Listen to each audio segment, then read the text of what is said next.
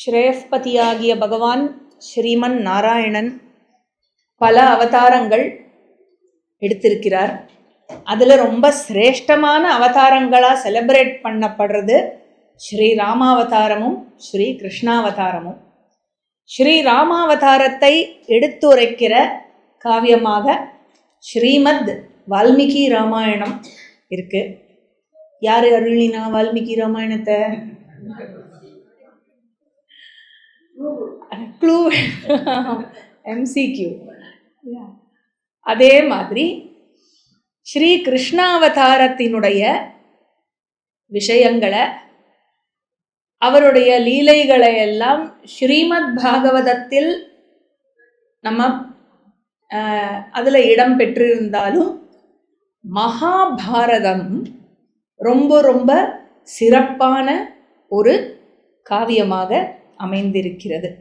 இந்த இதிஹாசமாக சொல்லப்படுற மகாபாரதமானது ரொம்ப சிரேஷ்டமாக சொல்லப்படுறது ஏன் அப்படின்னாக்க, பகவான் கிருஷ்ணன் எடுத்த அவதாரத்தினுடைய நோக்கம் எது அப்படின்னா, எல்லாருடைய ஃப்ரெண்ட்ஸோடலாம் சேர்ந்து வெண்ணெய் திருடி திங்கிறதா?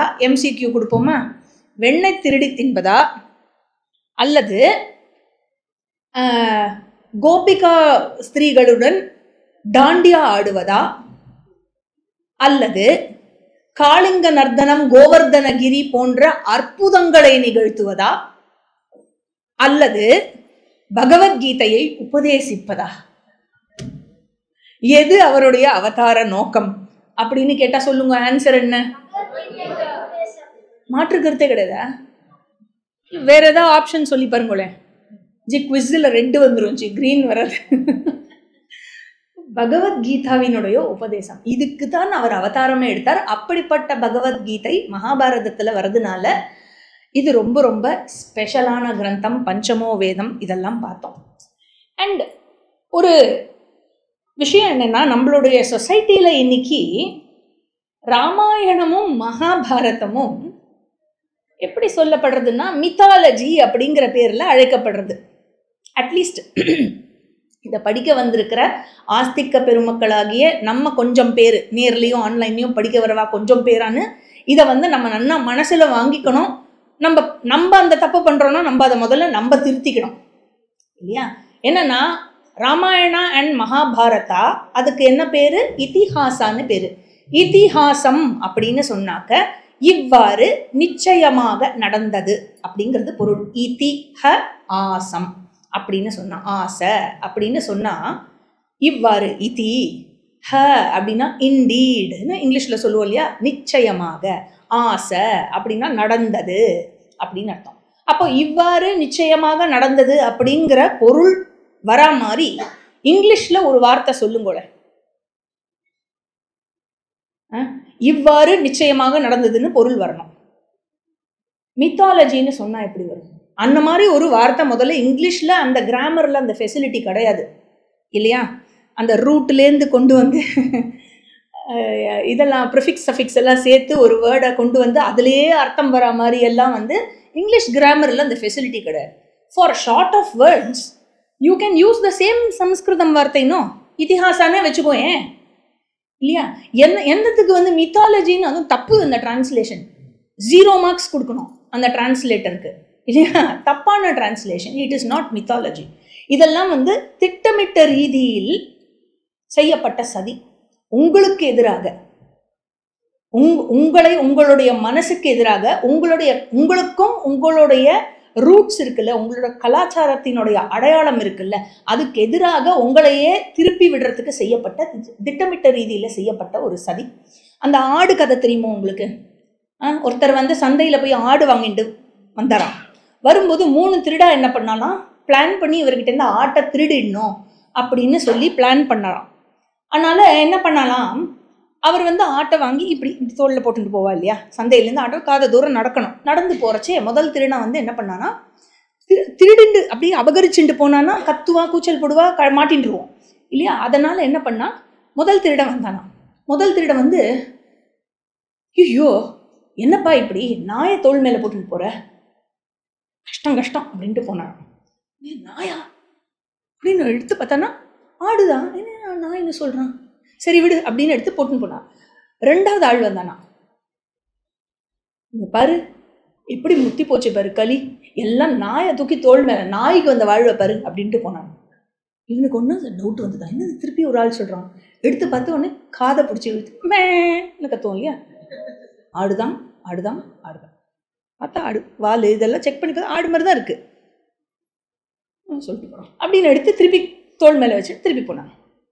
மூணாவது திருடன் வந்து பெருசா செஞ்சு, என்ன பைத்தியக்காரம் போடுறா, நாயை தூக்கி வச்சுட்டு போறான் அப்படின்னு சொன்னோன்னே இவனுக்கு வந்து ஷூ அப்படின்னு எடுத்து தூக்கி போட்டு போயிட்டாங்க.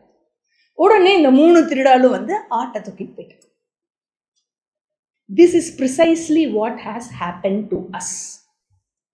எந்த விஷயத்தை நம்ம பொக்கிஷமா வச்சுட்டு இருந்தோமோ, நம்மளோட வேதத்தை, நம்ம சாஸ்திரங்களை, நம்மளோட கலாச்சாரத்தை, நம்மளுடைய ஆணி வேரா விளங்கின்னு இருக்கிற விஷயங்களை, எந்த விஷயங்களெல்லாம் நம்ம வந்து வழிபடுறதுக்கு உரிய விஷயங்களோ மங்களமான விஷயங்களோ எதெல்லாம் நம்ம ஒசத்தியா வச்சுட்டு இருக்கோமோ அது எல்லாத்தையும் அவன் பிடுங்கிட்டு போல, நாமே அதை தூக்கி போடுற மாதிரி பண்ணிட்டு போயிட்டோம்.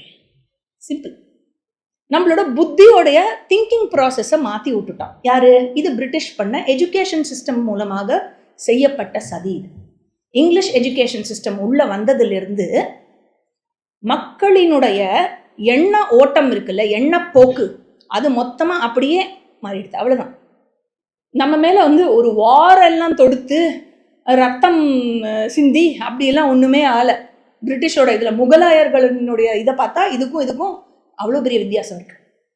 ஆக இந்த ஒரு விஷயத்த நம்ம மனசுல வாங்கிக்கணும். எந்த விஷயம்? ராமாயணமும் மகாபாரதமும் இதிகாசங்கள் இவ்வாறு நிச்சயமாக நடந்தது அப்படின்னு சொல்லிட்டாக்கா அது நம்மளுடைய ஹிஸ்டரி. Very good. சரித்திரம். அது என்னுடைய சரித்திரம், உன்னுடைய சரித்திரம். இந்த நாட்டுல இருக்கிறவர்கள் பாரத நாட்டில் பிறந்த, எந்த பாரதம்? அகண்ட பாரத நாட்டில் பிறந்த அனைவரினுடைய சரித்திரம். பாகிஸ்தான்ல இருக்கிறவாளுக்கும் சரி, பங்களாதேஷ்ல இருக்கிறவாளுக்கும் சரி, ஆப்கானிஸ்தானும், ஸ்ரீலங்கா, பூட்டான், நேபாள் எல்லாருக்கும் இது சரித்திரம். எந்த மதத்தை வேணுமானாலும் நீ ஃபாலோ பண்ணிக்கோ, எந்த சாமியை வேணாலும் நீ கும்பிட்டுக்கோ. ஆனா உன்னுடைய மூதாதையரை மாற்ற முடியாதேப்பா. உன் மதத்தை மாற்றிக்கொள்ளலாம். உனக்கு ஒரு மதத்துல கம்ஃபர்ட் இருக்குன்னா தாராளமா மாத்திக்கோ. உன் மூதாதையரை எப்படி நீ மாத்துவ? மாற்ற முடியாது. இது சரித்திரம். அதை ஞாபகம் வச்சுக்கணும். அண்ட் நம்ம வந்து மதத்தை மாத்திக்கிறது அப்படின்னு சொன்னாக்கா, அதாவது சனாதன தர்மம் அப்படிங்கிறது ஒரு மதம் கிடையாது. ஏன்னா பல மதங்கள் இதில் இருந்தது.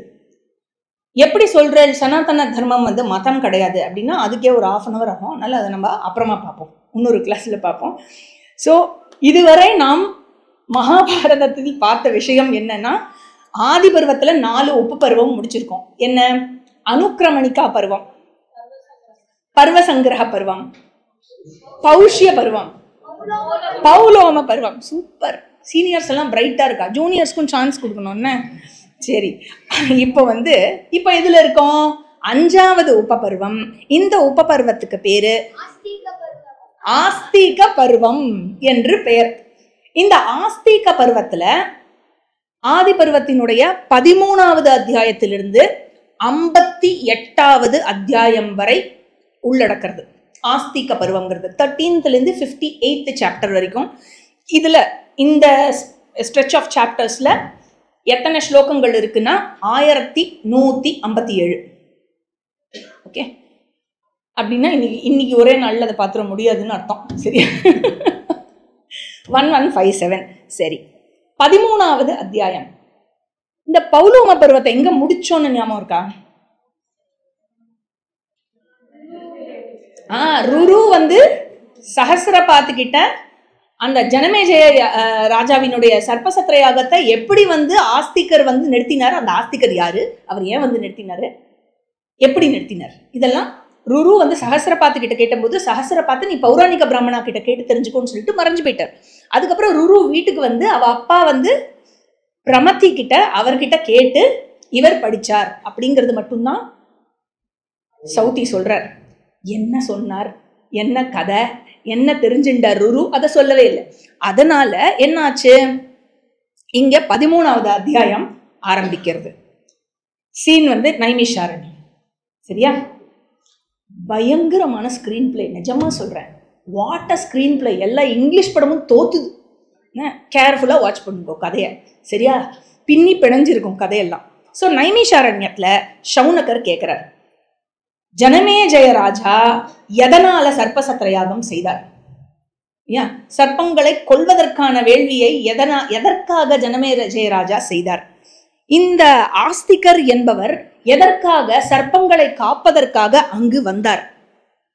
ஜனமே ஜெயராஜா யாரு? ஆஸ்திகர் முதல்ல யாரு? இவெல்லாம் என்ன சம்பந்தம்? எதனால இது நடந்தது? முழு கதையும் எங்களுக்கு சொல்லுங்கோ. சௌத்தி சொல்ற, உங்களுக்கு உங்கள் அனைவருக்கும் இந்த கதையை நான் விளக்கமாக கூறுகிறேன். எப்படி கூறப்பட்டதோ அதே மாதிரி விளக்கமாக கூறுகிறேன். ஐயா, நாங்கள் ஆவலாக உள்ளோம், அதுக்குதான் மழையும் பொருட்படுத்தாம வந்திருக்கோம், அதனால தயவு செய்து கூறுங்கள் அப்படின்னு சொன்னோடனே சௌத்தி சொல்ற, இது பிராமணர்களால் புராணம் என்று சொல்லப்படுகிறது. என்னுடைய அப்பா ரோமஹர்ஷனர் இருக்கார் இல்லையா? யாரு சொல்ற? இத சௌத்தி சொல்றார். என்னுடைய அப்பா ரோமஹர்ஷனர் இந்த கதையை நைமிஷாரண்யத்துல சொல்லியிருக்கார். அப்போ அவர் இதை நைமிஷாரண்யத்துல சொல்லும் போது அதை நான் கேட்டிருக்கேன், அந்த இடத்துல இருந்தேன், நான் அதை கேட்டிருக்கேன். நான் எப்படி கேட்டேனோ அதை அப்படியே உங்களுக்கு சொல்றேன். ஸோ இந்த ஆஸ்திகரனுடைய கதை எல்லா பிராமணர்களாலும் கூறப்பட்டது. எப்படி கூறப்பட்டதுன்னா, பிருகு வம்சத்துல கூறப்பட்டு வந்தது. பிருகு வம்சத்துல யாருக்கு கூறினா இந்த ஆஸ்திகரோட கதையை? யாருக்கு கூறினா? பிரமதி ருருக்கு கூறினா. Very good. சீனியர்ஸ் எல்லாம் என் டல்லர்கள் இன்னைக்கு. பிரமதி ஜூனியர்ஸ். பிரமதி ருக்கு சொன்ன கதை எதுல? பிருகு வம்சத்துல. கவனம் இங்க இருக்கணும், அவ பாட்டுக்கு உட்காந்துப்பா, சரியா? பிரமதி எனக்கு இல்லாட்டி திருப்பி அதையே சொல்லிட்டு இருப்பேன். நான் உங்களுக்கு அட்டென்ஷன் இல்லை அப்படின்னா நீங்க அதை கிராஸ் பண்ணலன்னு எனக்கு ஃபீலிங் வந்துடும். அதனால நான் சொன்னதையே திருப்பி சொல்லிட்டு இருப்பேன், சரியா? பிரமதி ருக்கு சொன்ன கதை எது? ஆஸ்திகருடைய கதை. அதே கதை இந்த பக்கம் இவருடைய சூத வம்சத்துல யாருக்கு சொன்னது? ரோமஹர்ஷனர் உக்ரஸ்ரவ சௌத்திக்கு நைமிஷாரண்யத்துல எல்லாரோடையும் சேர்த்து நைமிஷாரண்யத்துல சொன்னது, சரியா? ஒரு பக்கம் பிருகு வம்சத்துல இந்த கதை சொல்லப்பட்டிருக்கு, இன்னொரு பக்கம் இந்த சூத்த வம்சத்துல இந்த கதை சொல்லப்பட்டிருக்கு. இப்ப சூத்த வம்சத்துல வந்திருக்கிற உக்ரஸ்ரவ சௌத்தி பிருகு வம்சத்துல வந்திருக்கிற ஷௌனக ரிஷிகளுக்கு சொல்றான், சரியா? I hope you get the flow chart. இப்போ என்ன கதை அப்படின்னாக்கா, ஆஸ்திகரனுடைய அப்பா ரொம்ப ஸ்ட்ராங்கான ஒரு பர்சன். யாருக்கு நிகரான பர்சன்னா அந்த பிரம்மாஜிக்கு நிகரான பர்சன், சதுர்முக பிரம்மதேவனுக்கு. பிரஜாபதி சமஹா பிரபுஹு அப்படிங்கிற சௌதி. அப்படிப்பட்ட ஒரு பர்சன் ஆஸ்திகரனுடைய அப்பா. அண்ட் அவருக்கு பேரு என்னன்னா ஜரத்காருன்னு பேரு. ஜரத்காருன்னு பேரு. அவர் ஒரு பெரிய பிரம்மச்சாரியாக இருந்தார். he was a very great once he was a very great பிரம்மச்சாரி. அண்ட் அவருடைய குலம், எந்த குலத்திலிருந்து அவர் பிறந்தவர் அப்படின்னாக்க யாயாவராகா, யாயாவர குலம், ஒரு முனிவர்களினுடைய குலம் அது. யாயாவர முனிவர்கள்னு பேரு. அந்த குலத்தில் பிறந்தவர் யாரு? ஜரத்காரு. அந்த ஜரத்காரு யாரு? அவர் தான் ஆஸ்திகருடைய அப்பா, சரியா? சோ இவர் அந்த குலத்திலேயே ரொம்ப சிறந்து விளங்கின ஒரு தர்மஞானியா இருந்தவர். யாரு? ஜரத்காரு, சரியா? இவர் உலகம் ஃபுல்லா போயிட்டு எவ்வளவு பெரிய தபஸ்வினா, ஒரு பாயிண்ட் ஆஃப் டைம்ல வெறும் காற்றை மட்டுமே உணவாக உட்கொண்டிருந்த தபஸ்வி. வெறும் காத்து தான், சுவாசம் மட்டும்தான் அவருக்கு ஃபுட்டு. அந்த மாதிரியான ஒரு தபஸ்வி. அவர் போயின்னு இருக்கும்போது ஒரு இடத்துல என்ன ஆகுது, மூதாதையர்கள் எல்லாம், பித்ருக்கள் எல்லாம் தொங்கின்னு இருக்கா, தலை கீழே ஒரு இடத்துல தொங்கின்னு இருக்கா பாக்குறார் அவர். அதுவும் ஒரு குழியில தொங்கின்னு இருக்கா அவள்லாம். அப்ப ஜரத்காரு கேட்கிறார், நீங்கள்லாம் யாரு அப்படின்னு கேட்கிறார். அப்போ அதுக்கு அந்த மூதாதையர்கள், அந்த பித்ருக்கள்லாம் சொல்றா, நாங்கள்லாம் யாயாவர முனிகள், எங்க வம்சத்துல பிறந்த ஒரு குழந்தை இருந்தான் ஜரத்காருன்னு, ஆனா அவன் எங்களுக்கு எதுவுமே நல்லது பண்ணல, எங்களுக்கு கெட்டது பண்ணிட்டு போயிட்டான். அவன் என்ன கெட்டது பண்ணானா, அவன் கல்யாணமே பண்ணிக்கல, அவன் பிரம்மச்சாரியா இருந்ததுனால இந்த குலமே அழிய போறது. இதெல்லாம் கேட்கிறேப்பா, நீ யாரு அப்படிங்கிறான். அந்த ஜரத்காரு நான் தான், சொல்லுங்கோ நான் என்ன பண்ணட்டும் அப்படின்னு கேட்கிறேன். உடனே ஏ குழந்தாய், நீதானா அது? உன்னையே ஒன்று பண்ணு, கல்யாணம் பண்ணிக்கோ, சந்ததியை வளர்த்துக்கோ, அந்த சந்ததியை பெருக்கிறது மூலமா எங்களுக்கு உத்தாரணம் கிடைக்கும், அதனால அப்படிதான் எங்களுக்கு நீ நல்லது பண்ண முடியும், அதனால நீ பண்ணு அப்படின்னு. நான் அதாவது இத கல்யாணம் பண்ணிண்டு குழந்தை பேரு பெறுவது இருக்கு இல்லையா, இது இதை விட வேற எந்த முறையான தவமோ ஒழுக்கமோ உனக்கு ஒரு சிறந்த பலனை அளிக்க முடியாது. நீ பெரிய தபஸ்வியா இருக்க இல்லையா, ஆனா இந்த பலன் இருக்கு இல்லையா, இந்த ஒழுக்கத்தை ஃபாலோ பண்ணிட்டு நீ கிரகஸ்தாசிரம நெறிகளை ஃபாலோ பண்ணிட்டு நீ சந்ததியை பெருக்கிறது அதை விட ஒரு பெரிய தபஸ் கிடையாது, இது எங்களுடைய உத்தரவு அப்படின்னு சொன்னோடனே ஜரத்காரு சொல்ற, உங்க உத்தரவை கண்டிப்பா நான் ஏத்துண்டு அதனால நான் கல்யாணம் பண்ணிக்கிறேன். நான் எனக்காக நான் பண்ணிக்கல, என்னுடைய ஆசைக்காக நான் பண்ணிக்கல, உங்களுக்காக, உங்களுக்கு நன்மை ஏற்பட வேண்டும், அது இப்போ என்னுடைய ரெஸ்பான்சிபிலிட்டின்னு புரிஞ்சுட்டேன், அதனால நான் கல்யாணம் பண்ணிக்கிறேன். இந்த கல்யாணம் பண்ணிக்கிறேன்னு பிரம்மச்சாரி சொன்னோன்னே என்ன சொல்லுவான், வெதர் பாய் கேர்ள் ரெண்டா இருந்தாலும் சரி, என்ன முதல்ல என்ன வரும், பொண்ணு எப்படி இருக்கணும், கண்டிஷன் இல்லையா. ஒன்று இங்கே ஜரத்காரு என்ன பண்ணுறார், 2 கண்டிஷன் போடுறார். நான் கல்யாணம் பண்ணிக்கிறேன், ஆனால் எப்படி கல்யாணம் பண்ணிப்பேன்னா, கண்டிஷன் நம்பர் 1, பொண்ணுக்கு என்னோட பேரே தான் இருக்கணும், என் பேரு ஜரத்காரு, பொண்ணோட பேரும் ஜரத்காருவாகவே இருக்க வேண்டும். அப்புறம் நம்பர் 2, நான் பிரம்மச்சாரி இல்லையா, எதுவாக இருந்தாலும் பிக்ஷையில் என்ன வருதோ நான் அதை ஏற்றுப்பேன், பிக்ஷையில் வந்தால் தான் ஏற்றுப்பேன், பிக்ஷையில் என்ன வந்தாலும் ஏற்றுப்பேன், சரியா. ஸோ இந்த பொண்ணையும் அவளாத்தில் இருக்கிற பெரியவா எனக்கு பிக்ஷையாக வழங்க வேண்டும். ஸோ பொண்ணு என் பேரில் இருக்கணும், பொண்ணுக்கு என் பேர் இருக்கணும், அப்புறம் அந்த பொண்ணை அவாத்து பெரியவா எனக்கு பிக்ஷையாக கொடுக்கணும், அப்போ நான் அவளை கல்யாணம் பண்ணிட்டு நான் சந்ததியை உண்டாக்குறேன். Okay, this completes chapter 13. So chapter 13ல் 32 ஸ்லோகம் முடிச்சிருக்கோம். அடுத்தது சாப்டர் 14, இதில் 7 ஸ்லோகங்கள் இருக்கு. உலகம் முழுக்க தேடி அந்த மாதிரி ஒரு பொண்ணு கிடைப்பாளா, இந்த கண்டிஷனோட கிடைக்கவே இல்லை.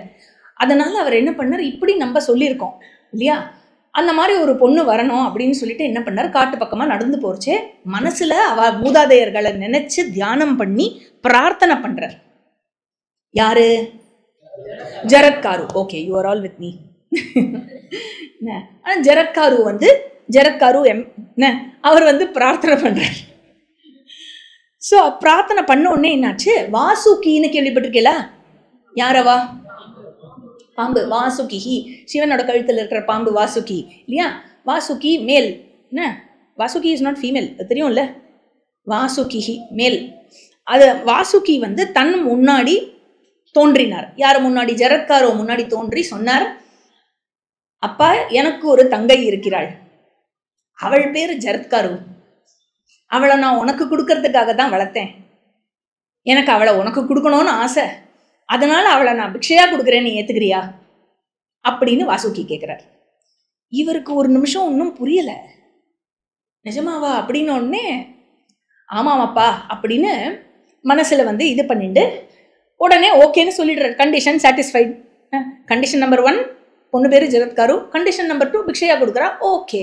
அதனால வாசுகியோடைய sister Jaratkaru got married to Yayavara முனி வம்சத்துல பிரம்மச்சாரி ஜரத்காரு, சரியா. ஸோ இவா 2 பேருக்கும் கல்யாணம் நடந்தது. Chapter 15 Naimisharanyam scene. இப்போ என்னாச்சு, சௌத்தி சொல்றார், அதாவது ஒரு காலத்துல, முன்பொரு காலத்துல நாகமாதா கிரது அப்படின்னு ஒத்தி இருந்தா, கிரது, ஓகே, கிரது அப்படின்னு ஒத்தி இருந்தா. அவ என்ன பண்ணிவிட்டான்னா, அவளோட பிள்ளைகள் நாகமாதா இல்லையா, அப்படின்னு அவளோட பிள்ளைகள்ல யாரு, பாம்பு. அந்த பாம்பு எல்லாரையும் சபிச்சுட்டா, தன் குழந்தையிலேயே அவ சபிச்சுட்டா. என்னென்ன சபிச்சானா, ஜனமேஜயனுடைய யஜ்ஞத்துல நீங்க எல்லாரும் எரிஞ்சு சாம்பலா போயிடுவேள் அப்படின்னு சபிச்சுட்டா.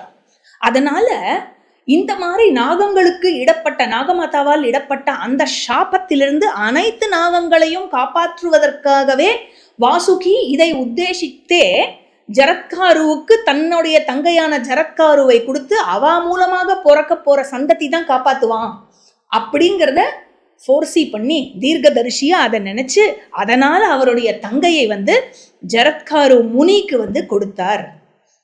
அதே போல ஜரத்காருக்கும் பிறந்த ஒரு ஒரு ஒரு மகத்தான ஒரு சிறந்த மகன் பிறந்தான். அவன் பேரு ஆஸ்திகா. ஜரத்கார்வா சமுத்பன்னோ மகாயசாஹ. எதுல வருது? சந்தியாவந்தனம், சாயம் சந்தியாவந்தனம்ல ரெண்டுலயும் வருமா? சோ 2 ஜரத்காருக்கும் பிறந்த ஒரு கிரேட் முனி யாரு? ஆஸ்திகா. அதுக்கப்புறம் என்னாச்சு? ரொம்ப நாள் கழிச்சு ஜனமேஜய ராஜா சர்ப்பசத்திர யஜ்ஞம் பண்ணும்போது அங்க ஆஸ்திகர் வந்து எல்லா அவருடைய என்ன குலம், அது பெட்டர்னல் குலம் இல்லை, மெட்டர்னல் குலம், அம்மா சைடு குலம், பாம்பு இல்லையா, அம்மா தானே பாம்பு, அம்மாவோட சைடு இருக்கிற அனைவரையும், அம்மாவோட சைடு எல்டர்ஸ் எல்லாரையும் வந்து அந்த அக்னியில மரணம் ஏற்படாமல் அவர் காப்பாற்றினார். இப்படி ஒரு பிள்ளை இருப்பானா? இப்படி ஒரு மகத்தான பிள்ளை இருப்பானா? இந்த பக்கம் குலத்துக்கும் பெருமை தேடி கொடுத்து அம்மா பக்கம் இருக்கிற குலத்திலையும் எல்லாரையும் காப்பாற்றி இப்படி ஒரு பெத்துண்டா இப்படி ஒரு பிள்ளைய பெத்துக்கணும் அப்படின்னு ஊரெல்லாம் பேசும்போது அந்த ஜரத்காரு முனி வந்து அந்த மூதாதையர்கள்லாம் ரொம்ப சந்தோஷமாயிட்டா. ப்ராமிஸ் பண்ணியிருந்தார் இல்லையா மூதாதையர்கிட்ட, இந்த மாதிரி சந்ததியை உற்பத்தி பண்ணுவேன்னு. ஆக அந்த மூதாதையர்கள் எல்லோரும் அப்படி அந்த அந்தரத்தை தொங்கிட்டு இருந்தா இல்லையா, அதுலேருந்து அவர்கள் விடுவிக்கப்பட்டார்கள். அண்ட் இந்த ஜரத்காரு அவர் பட்ட எல்லா கடனிலிருந்தும் அவர் பண்ணி கொடுத்த எல்லா ப்ராமிஸ்ல இருந்தும் அவர் ஃப்ரீ ஆயிட்டார். அப்படிப்பட்ட ஒரு கிரேட் முனி ஜரத்காரு முனி. அவர் வந்து தேவதாவை வந்து யஜ்ஞம் பண்ணி அவளை வந்து திருப்தி பண்ணியிருக்கார். அதுக்கப்புறம் எல்லா முனிகளையும் அவருடைய பிரம்மச்சரிய ஒழுக்கத்தை கடைபிடித்து திருப்தி பண்ணியிருக்கார். அதுக்கப்புறம் அவளுடைய பித்ருக்களையும் ஒரு நல்ல பிள்ளையா இருந்து சந்ததி ஆஸ்திகா அப்படிங்கிற சந்ததியை உற்பத்தி பண்ணி அவளுக்கு மனநிறைவை கொடுத்திருக்கார். அப்படிப்பட்ட கிரேட் முனி ஜரத்காருவுக்கு பிறந்தவர் தான் அப்பா அந்த ஆஸ்திகா அப்படின்னு இந்த இடத்துல ஜரத்காருவோடைய ஸ்டோரிய, ஜரத்காரு முனியோட ஸ்டோரிய ஷார்ட்டா சொல்லப்பட்டிருக்கு. பின்னாடி அது விளக்கமா வரும், வரைச்சி அதை பார்த்துக்கலாம். இந்த இடத்துல ஃபோக்கஸ் வந்து யாரு? ஆஸ்திகா. இப்படி பிறந்தவர் தான் ஆஸ்திகர் அப்படின்னு சொன்னதோட 15th சாப்டர் முடியறது. 16வது அத்தியாயம் 25 ஸ்லோகம் இருக்கு. உடனே சௌனகர் கேட்கிறார், இந்த ஆஸ்திகரனுடைய கதையை கொஞ்சம் எலாபரேட்டா சொல்லுங்களே, நீங்க எப்படி கேட்டேலோ கொஞ்சம் ஈஸியா சொல்ல மாட்டேங்கிறார் பாருங்க, எவ்வளோ டென்ஷன் பில்ட் பண்றார், இன்னும் கொஞ்சம் எலாபரேட்டா சொல்லுங்களேன்னு. சரி சொல்றேன். ஸோ பிரஜாபதி தக்ஷனுக்கு பல மகள்கள் இருந்தால் அதுல 2 பேரு யாருன்னாக்கா, ஒத்தி பேரு கிரது, இன்னொத்தி பேரு வினதா. இவர்கள் இருவரையுமே கஷ்யப்ப ரிஷிக்கு திருமணம் முடித்து வைத்தார். யாரு? பிரஜாபதி தக்ஷா. அந்த பிரஜாபதி தக்ஷன் அவர் வந்து கிரதுவையும் வினதாவையும் யாருக்கு? கஷ்யப்ப ரிஷிக்கு கல்யாணம் பண்ணி வச்சா. அப்புறம் அவர் வந்து கஷ்யப்ப ரிஷி 2 பேரும் வந்து ரொம்ப நன்னா கவனிச்சுண்டா ஹஸ்பண்டை. அதனால கஷ்யப்ப ரிஷி ரொம்ப சந்தோஷமாயி அவங்க 2 பேருக்கும் என்ன சொன்னாருன்னா, நான் உங்களுக்கு வரம் கொடுக்குறேன், நீங்க என்ன வரம் வேணுமோ கேட்டு வாங்கிக்கோங்க. உடனே கிரது என்ன வரம் கேட்டா அப்படின்னா, கிரது சொன்னா, எனக்கு வந்து சம ஆற்றலோட ஸ்ட்ராங்கா, எல்லாருமே ஈக்குவல் ஸ்ட்ரென்த், சரியா, சம ஆற்றலோட 1000 பாம்புகள் எனக்கு பிள்ளைகளாக பிறக்க வேண்டும். இல்ல என்னன்னா, கஷ்யப்ப ரிஷியோடைய ஃபேமிலி ட்ரீ நான் அப்புறமா ஷேர் பண்றேன். அதாவது இந்த சிருஷ்டி உற்பத்தி ஆகிறது இல்லை, இந்த சிருஷ்டி ஏற்படுறது இல்லை, ஒவ்வொரு ஸ்பீஷீஸும் நீங்க பார்த்தீங்கன்னா கஷ்யப்ப ரிஷியோட ஒவ்வொரு வைஃப் மூலமா ஏற்படும். இந்த வைஃப் மூலமா இந்த ஸ்பீஷி, இந்த வைஃப் மூலமா இந்த ஸ்பீஷி, அப்படிதான் வந்து என்டையர் சிருஷ்டி வந்து வெளில வந்து. ஸோ கிரது மூலமாக என்டையர் இந்த ஸ்னேக் வம்சம் இருக்கு இல்லையா, அது வந்து வந்தது. அதனால சம ஆற்றலோட 1000 பாம்புகள் வந்து எனக்கு பிள்ளைகளாக வேண்டும் அப்படின்னு கிரது வரமாக கேட்டார். வினதா என்ன கேட்டா அப்படின்னா, எனக்கு 2 மகன்கள் வேண்டும். அவ எப்படி இருக்கணும்னா, அவ சொன்னால அந்த 1000 பேரை விட இன்னும் பலமா, இன்னும் டேலண்டடா, அதுக்கப்புறம் இன்னும் பெருசா, அதுக்கப்புறம் இன்னும் அற்புதமான வீரத்தை பொருந்திய மாதிரி அந்த 1000 பசங்களை விட அதிகமாக எனக்கு 2 பையன் போடும். சரியா? கஷ்யப்ப ரிஷி என்ன சொல்லுவார் இவா 2 பேர்கிட்டையும்? ததாஸ்து ததாஸ்து, ஓகே அப்படின்னு சொல்லிட்டு அவர் ஃபாரஸ்ட்டுக்கு கிளம்பிட்டார். அப்படியே ஆகட்டும் அப்படின்னு சொல்லிட்டு. சரியா? ஸோ ரொம்ப நாள் கழிச்சு கிரது வந்து 1000 முட்டைகள் போட்டாள். வினதா வந்து 2 முட்டை போட்டாள். அப்புறம் இன்னும் கொஞ்ச நாள் கழிச்சு, கொஞ்ச நாள்னா என்னன்னா ஒரு 500 வருஷம் கழிச்சு, நம்ம மனுஷால பத்தி பேசல, எல்லாம் செலஸ்டியல் பீப்புள். சரியா?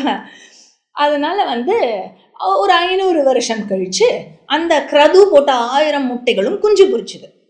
எல்லா குஞ்சும் வெள்ளம் வந்தது. என்ன குஞ்சு வரும்? அதுல இருந்து பாம்பு வரும் இல்ல, எல்லாம் பாம்பு வந்தது. வினதா போட்ட முட்டை அப்படியே இருக்கு, ஒரு சத்தம் இல்லை, ஆடலை. அவளுக்கு என்ன வந்தது? ஐயோ அவளுக்கு மட்டும் இல்லை, ஒன்னும் பூட்ட பூட்ட பூட்ட பூட்ட ஆடுது, எனக்கு ஒண்ணுமே ஆமாட்டேங்கிறது அப்படின்னு கோபம் வந்துடுது அவளுக்கு. பொறாம, கோபம். யார் இவா 2 பேரு? ஓன் சிஸ்டர்ஸ் இவா 2 பேரும். என்ன, ஒரே அப்பாவுக்கு பிறந்த குழந்தைகள் இல்ல. அதனால வந்து என்ன பண்ணா இவ வினதா கோபத்துல வந்து எதையோ எடுத்துன்னு வந்து ஒரு முட்டையை உடைச்சுட்டா. ஒரு முட்டையை உடைச்சா அதுல வந்து மேல் பக்கம் மட்டும் வளர்ச்சி அடைஞ்சு கீழ்பக்கம் அப்டாமனுக்கு கீழே வளர்ச்சியே ஆகாத ஒரு குழந்தை. என்ன அது வந்து அந்த குழந்தைக்கு பேரு அருணன்னு பேரு. அருணன் கேட்டிருக்கேலாம்? அருணன். அந்த குழந்தைக்கு கோவம் வந்துடுது. என்ன நீ வளரக்கூட வளர விடாம, என்ன மாதிரி அம்மா நீ இல்லை, வளரக்கூட வளர விடாம என்ன இப்படி போட்டு உடைச்சுட்டியே அப்படின்னு சொல்லிட்டு சாபம் கொடுத்தது. நீ வந்து அடிமையா, நீ இந்த பண்ண பாப்பம் இருக்குல்ல, என்ன வளர விடாம முட்டையை உடைச்சல, இந்த பாப்பத்துக்கு நீ கொஞ்ச நாளைக்கு அடிமையா சேவை பண்ணுவ. எது வரைக்கும்? அந்த சாபத்திலேருந்து விமோச்சனமும் கொடுத்தது. ஏன்னா அம்மா இல்லையா, அதனால விமோச்சனம் என்ன சொல்லித்து அப்படின்னாக்க, எது வரைக்கும் நீ சேவை பண்ணுவ அப்படின்னாக்க, அந்த 100 முட்டை இருக்கானே என்னோட தம்பி, அவனை நீ ஒண்ணுமே பண்ணக்கூடாது. அவனை மட்டும் நீ எதா பண்ண, எனக்கு பண்ண மாதிரி எதா பண்ண, உனக்கு சாபத்திலேருந்து விமோச்சனமே கிடையாது. அவன் நன்னா வளர்ந்து, அவன் எப்போ நன்னா வளர்ந்து வெளியில வரானோ வருவான்ல, அவன் உன்னை இந்த சாபத்திலேருந்து விடுவிப்பான், ஞாபகம் வச்சுக்கோ இது அப்படின்னு சொல்லிட்டு சாபத்தை கொடுத்துட்டு அப்படியே பறந்து அப்படியே ஸ்பேஸ்க்குள்ள அப்படியே உள்ள போயிட்டார். அப்படியே திடீர்னு பறந்து போய் மறைஞ்சு போயிட்டார் அருணன். அதனால இவன் வந்து இப்படி பார்த்து நோக்கொண்டிருந்தான், எப்போ வரும் எப்போ வரும் எப்போ வரும்னு. அப்படியே 500 வருஷம் ஆச்சு. அப்படி அந்த 500 வருஷம் கழிச்சு, அதாவது இந்த அருணன் இருக்கார் இல்லையா, அருணன் வந்து இந்த மாதிரி சாபத்தை கொடுத்துட்டு அதுக்கு விமோச்சனத்தையும் வந்து க்ளூவையும் கொடுத்துட்டு பறந்து போனார் இல்லையா, இவர் தான் பின்னாடி கதை வரும், இன்னொரு சாப்டர்ல வரும். அவர் தான் வந்து சூரிய தேவதாக்கு சாரதியா ஆகுவர். அந்த கதையும் பார்க்க போறோம். அதுக்கப்புறம் 500 வருஷம் கழிச்சு, அவர் சொல்லிட்டு போனதுக்கு அப்புறம் 500 வருஷம் கழிச்சு இந்த இன்னொரு முட்டையும் உடைந்து வெளியில வந்தவனுக்கு பெயர் வினதாவினுடைய புத்திரனால வைனதேயன்னு அவனுக்கு பேரு. அந்த வைனதேயன் இவனுடைய பிறப்பு எப்படியாச்சு இங்க வந்து ஜஸ்ட் ஒரு லைன் தான், ஜஸ்ட் இண்டிகேஷனா கொடுத்துருக்கு இல்லையா. இதோடைய டீட்டெயில்ஸ் வந்து பின்னாடி வர, இப்ப 16வது அத்தியாயத்துல இருக்கோம், 23வது அத்தியாயத்துல இந்த டீட்டெயில்ஸ் வரும். சரி, இதோட வந்து 16வது அத்தியாயம் முடியறது. அடுத்தது 16 முடியறது. 17 இப்போ வினதாவுடைய பேலஸ்ல இருந்து பேக் டு நைமிஷாரண்யம். சரியா? கதையை விட்டுறக்கூடாது, த்ரெட் ரொம்ப முக்கியம். என்ன 13 ஸ்லோகம் இருக்கு இந்த 17வது அத்தியாயத்துல. நைமிஷாரண்யத்துல சௌத்தி வந்து சொல்றார். இதுல வந்து நிறைய சௌத்தியோட வாய்ஸ் ஓவர் இருக்கும். என்ன நைமிஷாரண்யத்துல இவங்க பேசுவாங்க, அதுக்கப்புறம் சிலதெல்லாம் வந்து அந்த பழைய புராண கதையா இருக்கும், பின்னாடி சௌத்தியோட வாய்ஸ் ஓவரை நீங்க பிக்சரை மட்டும் வச்சுட்டு பின்னாடி அவர் வாய்ஸை இமேஜின் பண்ணிட்டே வரணும். சரியா? அப்படி பண்ணா நல்லா இருக்கும். ஸோ சௌத்தி வந்து சொல்றார், ஒரு நாள் என்னாச்சு, இந்த 2 சிஸ்டர்ஸும், இதுக்கு முன்னாடி ஸ்டோரி, இதனுடைய ப்ரிலூடு இல்லையா, ப்ரீக்வல், தேங்க்யூ, அந்த வார்த்தைக்கு தான் தவிச்சுட்டு இருந்தேன். இதோட ப்ரீக்வல். இப்போ இவங்க 2 பேரும் வந்து குழந்தை பிறந்தது இல்லையா, அருணன் கிளம்பி போய் அந்த நடுவில் 500 வருஷம், வைனதேயன் பிறக்கிறதுக்கு நடுவில் அந்த 500 வருஷம் என்னாச்சு, அந்த டைம்ல ஒரு நாள் என்னாச்சு, இந்த 2 சிஸ்டர்ஸும் பார்க்கடல்ல இருந்து பிறந்த பல அற்புதங்களில் ஒன்றான உச்சைஸ்ரவஸ் என்ற குதிரையை வந்து பார்த்திருக்கா இவா. என்ன இந்த புதுசா ஏதாவது படம் ரிலீஸ் ஆனா ஊரெல்லாம் பேசிப்பாங்கல்ல, அந்த மாதிரிதான் பார்க்கடல்ல இருந்து அற்புதங்கள் நிறைய தோன்றியது. அந்த அற்புதங்களை பத்தி ஊரெல்லாம் பேசிட்டாங்க. அதனால எல்லாரும் போய் எப்படியான்னு போய் பார்த்துட்டு வந்துருவா. சரியா? ஒரு நீ இன்னும் பார்க்கலையா அப்படின்னு ஸோ உச்சைஸ்ரவஸ் நீ பார்க்கலையா, உச்சை ஸ்ரவஸ் பார்க்கலையா நீ அப்படிங்கிற மாதிரி இது சொல்லியிருப்பா போல இருக்கு. இவா போய் பார்த்துட்டு வந்துட்டான் உச்சை ஸ்ரவச, ஒரு தடவை பார்த்துருக்கா. அதை பத்தி இவன் 2 பேரும் டிஸ்கஷன். இந்த உச்சை ஸ்ரவஸ் பாத்தியே யாரு கேட்கிறா? முதல்ல வந்து ஆமா இல்ல அதுக்கு முன்னாடி சொல்றேன். ஸோ உச்சை ஸ்ரவஸ் வந்து சமுத்திர மத்தனத்திலிருந்து தோன்றினார் அப்படின்னு சவுத்தி சொல்றார்.